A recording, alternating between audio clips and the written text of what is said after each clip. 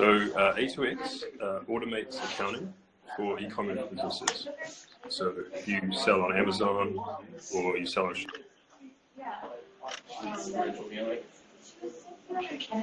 refunds, brings it all in to your accounting system.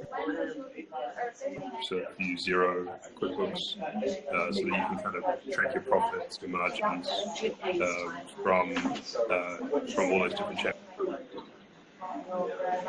Nice. So what kind of sellers do you guys work with? Is there a certain size of seller that you work with? Do you work with primarily people on Shopify, primarily people on Amazon? Like who works best with you?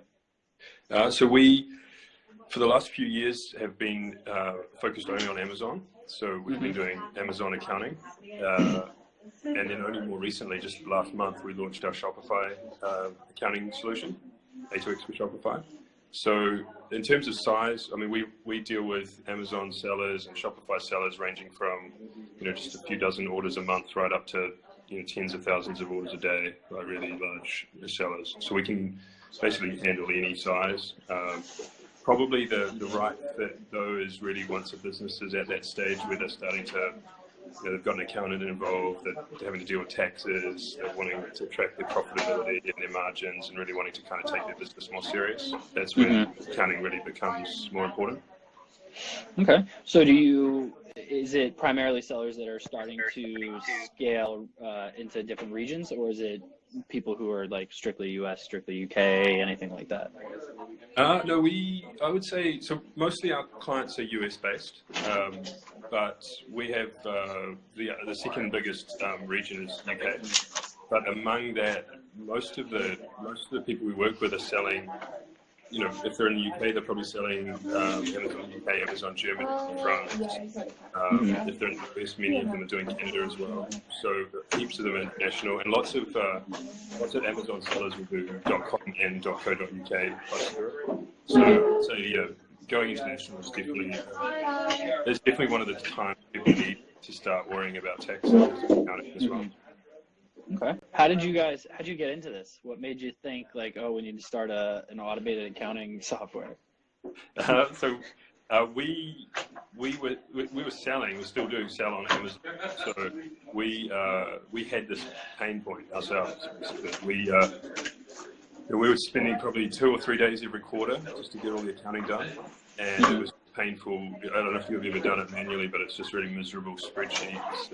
It's not fun, and it's time consuming, and one little error and you end up spending like a couple of hours trying to find out what it is, and it's not very fun at all. So being software engineers, we were like, there must be a better way to do this. So we started building our own software to do it. And once we kind of built the solution, we were like, wow, this is, saves us all that time. It gives us really good results. We started asking around, and turns out that lots of Amazon sellers were struggling the same way. And so we made the decision to turn it into basically build a product out of it. So that's kind of how we got started. Okay, cool. So you said you're a seller yourself? Yeah. Okay, so you're on the front lines and the back lines. So how do you see? So I know there's like the whole Chinese tariff thing going on, and there's like 500 different opinions about stuff. So where do you guys see the whole like Amazon industry headed over the next like 6 months? Good question. I mean, I think the tariffs definitely add uncertainty, especially for people where maybe the margins are not, not great. A 10-20% change in tariffs can take out all your profit, right? Yeah. So I think that definitely creates some uncertainty for sellers. I don't know if it will come to much, like it kind of feels like a little bit theatrical, this whole thing. I don't know if you think that, but I'm not sure if really too much will come from all the tariff kind of trade war posturing. But yeah, certainly in the immediate short term, I think it creates a lot of uncertainty for sellers reliant on that maybe 10-20% margin to keep their business afloat. Yeah, I can agree. It definitely seems a little over exaggerated, at least right now. Just because they're so up in the air, no one really knows what's going on. So I'm kind of like, let's wait and see until something actually gets solidified. But yeah. So how long have you actually been selling on Amazon? Oh, we were selling on Amazon since 2008, 2009. It's pretty much since FBA started, like a long time ago. Yeah. Oh, there you go. Yeah. So you've seen some stuff. Yeah, it's changed. I mean, it's a much more competitive marketplace now. So I think in the context of margins and things, it's it is pretty tight nowadays. Like I think if you're competing with other sellers on the same SKUs or same ASINs, it really is pretty tight margins, and so that's when the kind of tariff situation definitely comes into play, I think. If you're selling your own products, like your own brands or products that are unique to the market, I think you have a bit more room because you're kind of you're controlling the price a bit more. Yeah. But no, I do see that as kind of the tough part where things are getting a lot more competitive. Advertising takes up a bigger chunk of your budget and spend as well. So you mentioned you were obviously you were an Amazon seller, but you're also software developers. So how did you get into? Were you a software developer before you were an Amazon seller? Yes. Yeah. So I've been developing software for nearly 20 years. That makes me sound old. There you go. But we were building software before this, and then we kind of got into e-commerce with the goal of automating as much as we could. So that's sort of why we came to build software for accounting. Before that, we built software for order management and order processing, like metrics and analysis. So right from the start, we kind of approached e-commerce as a sort of more of a software challenge, like a software engineering challenge. And tried to automate as much as we could around logistics, freight, shipping, every little part of e-commerce that we could. And so the accounting was a natural one for us as well, especially with with cloud accounting software like Xero and QuickBooks. It's all API enabled, so you can integrate and you can automate a whole lot of that.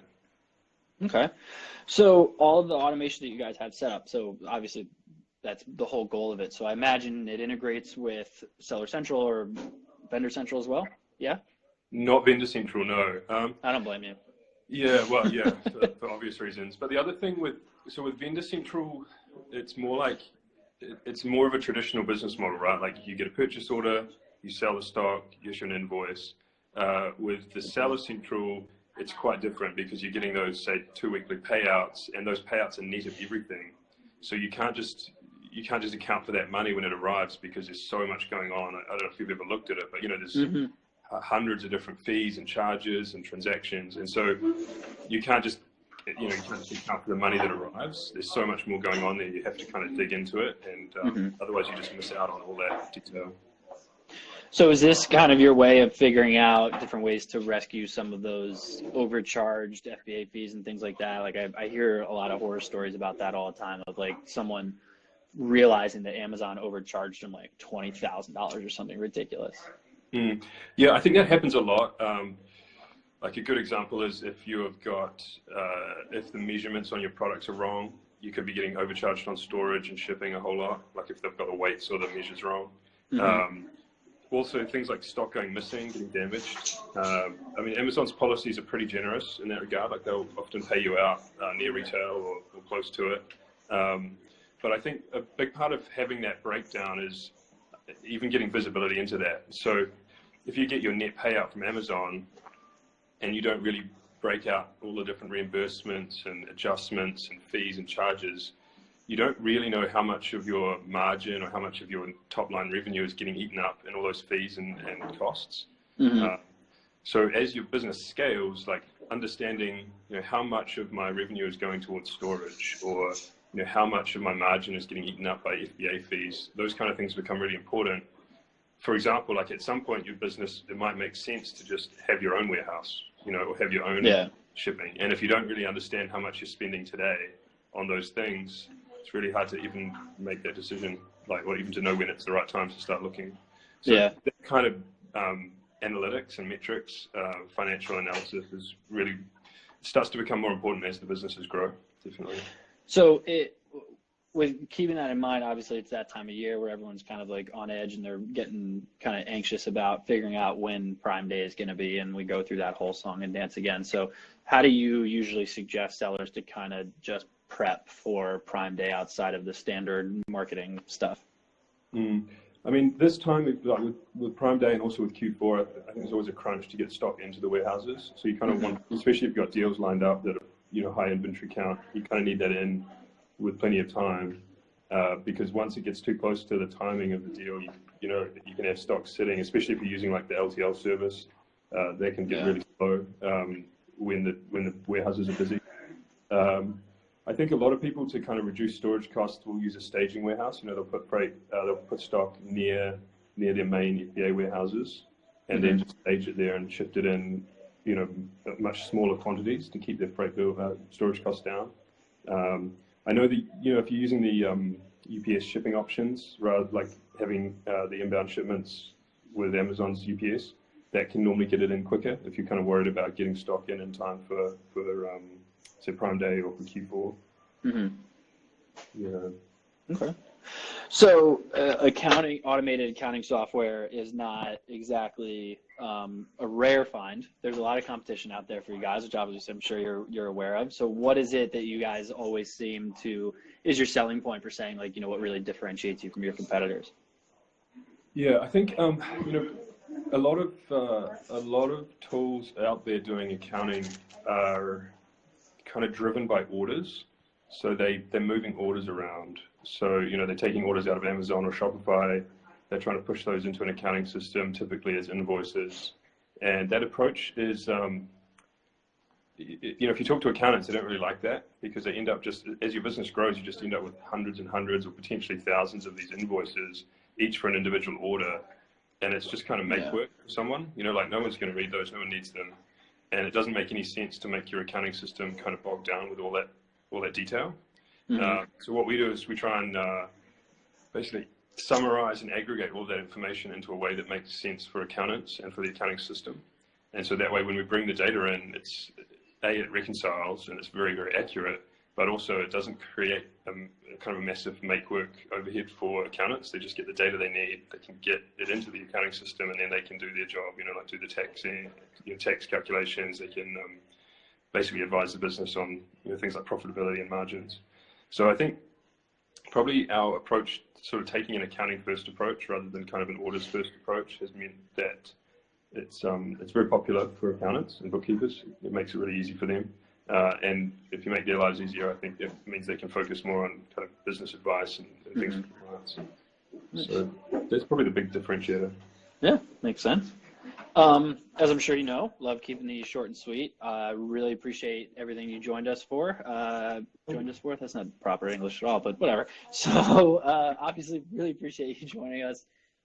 Anyone who watches this as it's still live on Instagram or on YouTube or our blog or wherever the hell else we put this, feel free to comment. We'll send over any questions to them. If not, Ashley would love for you to give some closing remarks, let everyone know how they can find out more about A2X. Sure, yeah. So our website is a2xaccounting.com. You can check it out. We've got the A2X for Amazon and just recently A2X for Shopify there. So we do a free trial. Come sign up, check it out. Pretty sure if you're doing it manually like I used to do, you'll really enjoy saving a whole lot of time and hassle every month. Appreciate it, buddy. Thanks. Have a good one. Awesome, man. Enjoy your weekend. Have a good one. Bye. Bye.